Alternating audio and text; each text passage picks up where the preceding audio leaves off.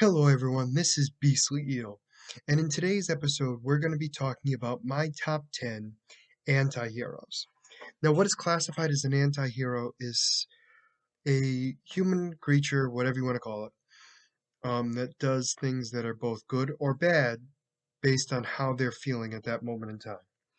So they're not necessarily entirely good and they're not necessarily entirely bad. Now, sometimes an anti-hero was once good, like once a main hero, and then turned less heroic, or it could be the opposite, where it's a villain that is now turned a little bit better, and is now an anti-hero. So, as always, we're going to talk about my top 10. These are just my top 10, so I'm looking at Marvel, DC, and anime, and I've handpicked my top 10.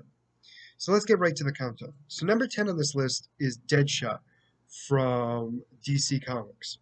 Now Deadshot was originally a Batman villain and only a villain.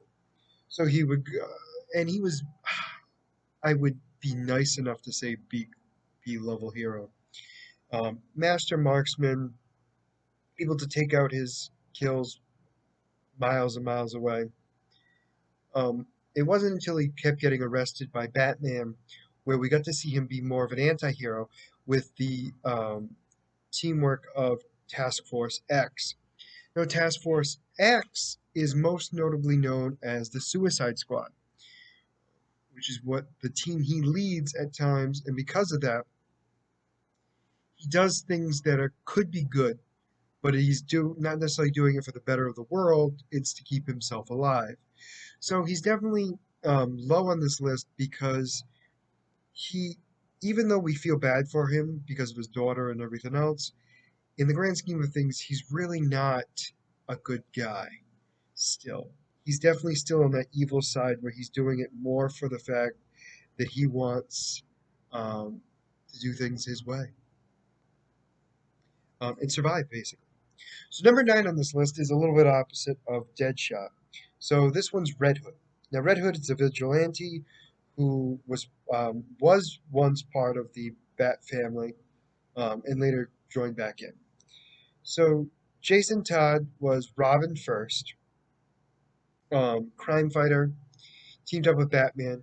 He was captured by Joker and beaten to death by with the Joker hitting him repeatedly with a crowbar. Um, and later on, he came back thanks to the Lazarus Pit um, and was brought back. And he definitely was really pissed off and turned into the vigilante Red Hood. Red Hood is a killer and takes out villains or evildoers, normally with bullets. Sometimes he just bashes their faces in. So he's definitely the one that was once a hero turned more of an anti-hero. Where in this case, he's not necessarily doing it for himself necessarily. He's doing it more. He's doing what he thinks is good, even though it might not be in the best way, like killing criminals. So number 8 on this list, we move on to Marvel, and it's the Black Cat. So Felicia, who is the Black Cat, um, is started off as a criminal mastermind. Um, she is a cat burglar, ironically. She's given what is kind of called, it's very similar to the super soldier's theorem, but it's a much watered down version. So she has the ability to, increase strength, stamina, and all that stuff, and she has the ability to make bad luck around her enemies. Now that's her in her bad time, but she has teamed up with Spider-Man to help New York City.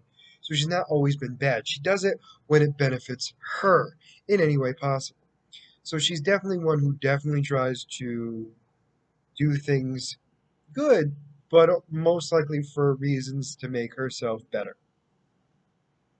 Moving right on to number 7, we're moving to anime, specifically Naruto.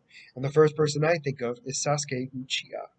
Now, Sasuke Uchiha was originally a good guy who was a part of Team 7, and it wasn't until he started seeing that Naruto was getting so much stronger than him that he wanted to build up his strength fast. So he teamed up with Orochimaru, who was the main bad guy at the time.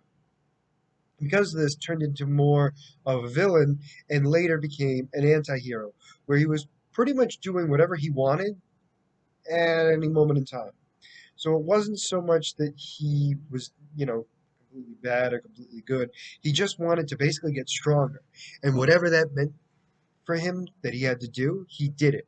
So whether that means killing somebody who was innocent to get somebody pissed off enough to get him stronger, he didn't care in his mind, for the most part.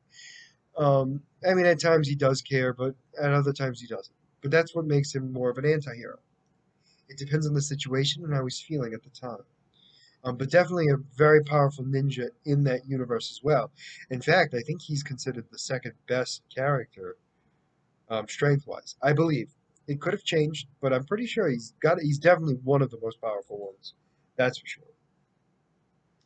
All right, we're moving on to number six. Now, number six on this list is in the Marvel universe, and it's Venom. So Eddie Brock gets a symbiote attached to him that he later become. The two of them combined are Venom. Now, Venom originally is a bad guy, wanting to beat up Spider-Man because the symbiote didn't get to continue to link on to him or stay connected, I guess is the best way to put it. So anyway, Eddie Brock and the symbiote both don't like Spider-Man, and so they team up to form Venom to take him out. That means they beat him up, hurt his family, all this other stuff. Later on, once they realize that Peter Parker isn't necessarily the worst guy in the world, they realize that they could do some good. Now, that being said, we definitely see this in the movie more, where Eddie Brock is more of the anti-hero, where he's eating up bad guys, beating people up, possibly, well, eating them kills them. So killing sometimes, but doing it for the right reasons, meaning to stop them from doing bad stuff. So that concludes the bottom half of my top 10. So we're going to move right on to the top five. So these ones get a little bit more of my favorites, obviously. Now, all of them, honestly, I do like all of them. But based on their storyline and how I felt about them overall, is how they're ranked. So the next top five are definitely my top favorites. So number five on this list, we go back to the DC universe and we go to Deathstroke. Deathstroke is Slade Wilson, who is a military guy who gets experimented on, who gets a healing factor. He's more of a mercenary. He's known more as a bad guy in the beginning of his history in the comics, but realistically, he does what the mission tells him. So sometimes it's for bad reasons, sometimes it's for good reasons. That's why he's on this list. I mean, the best way to put it is when he was in Teen Titans show, he was basically the main bad guy doing awful stuff. And then once the world, possibly universe, was about to be destroyed by Trigon, he definitely teamed up with the Teen Titans to help defeat him. So again, as always, he's definitely a master weapons user. He's a marksman, all of this stuff. Excellent hand-to-hand combat, and I definitely enjoy him. And I enjoyed him the most in Teen Titans personally. So number four in this list um, is definitely just a badass character. Frank Castle, the Punisher. I mean, everyone knows the Punisher. The Punisher is a badass ex-military man who literally goes on a murderous rampage to take out anybody who was involved in his family's death. And he doesn't care who gets in his way, and he will take out anyone in his way, including the cops, just to make sure that and no one goes through what he had to go through. He's just a badass. I mean, that show on Netflix, phenomenal. Recommend it 100%. He's definitely a badass, and I enjoyed every second of it. So, the top three on this list, they're very close. So, this is like the closest I've ever had in my top tens. They're all from different areas. So, it was kind of like a flip of the coin, really, for all three of these, on which one was first, which one was second, which one was third. But for the most part, they're definitely, without a doubt, the best, in my opinion. But they fluctuate possibly day to day for me. Number three on this list, I decided to go back to an anime, which was Dragon Ball Z and Super. We go with Vegeta. So Vegeta in the beginning was the villain who was trying to blow up Earth, take it over with his buddy Nappa, and it was Kakarot, aka Goku, and the rest of the Z Warriors fighting him, and it took all of them to actually defeat him. He then was kind of more of when we get to the Frieza saga, we definitely get to see him more in the anti-hero spot where he's pretty much just doing it to better himself. And we see it again in Cell, he does the same thing, and in the Boo saga, he definitely has that more heroic moment, but realistically, he's doing it for his own selfish reasons. Um, and again, he's doing it to get himself stronger and wanting to be the best because he's the prince of all Saiyans. But definitely a great character. He also had one of the best story arcs, in my opinion, in that anime. But he's definitely high on this list for that reason.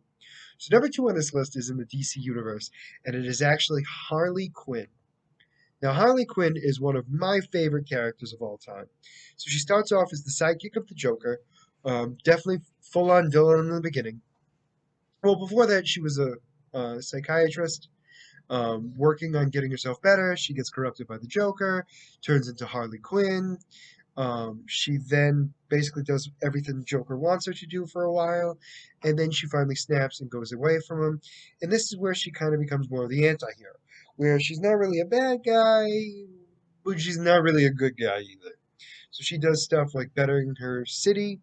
I think she goes to like the Bronx and starts beating people up to protect the city. But she's definitely an interesting character. She's also very unpredictable. You never know what she's going to do and when she's going to do it. She's also been a part of the Suicide Squad with Deadshot. She's had her own gang at one point.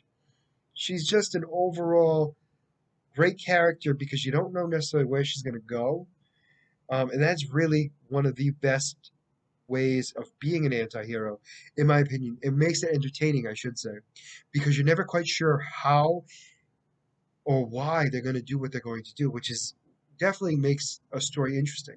It makes it less predictable, which is definitely why she's high on this list. But let's get right on to the number one spot. So the number one spot has all the characteristics, holy shoot, of what I think is an anti-hero. Anti-hero who will do evil stuff, good stuff based on how they feel, kill if they need to, excellent just fighter in general, but also very unpredictable, never knowing what they're going to do at any moment at all because they're so unpredictable. And who could that be? Well, there's only one character I know of that can pull this off, and that's Deadpool, aka Wade Wilson. So he's on this list number one because he's my favorite character of all time. He's a wisecracking mercenary, one of my favorite characters of all time. He's a killer. He's also a hero. He saved the world at times, but you just never know what he's going to do at any moment. And that's why he's just so entertaining. But he also does it in such a comedic way that makes it entertaining. But for that, he's number one on this list. So let me know what you guys think. Are your top 10 anti-heroes different than mine? Let me know in the comments below. I'm definitely curious to hear what you guys think. But for now, as always, if you like the content you see, please like and subscribe below. Other than that, this is going to be Beastly Eel signing out. Have a good night.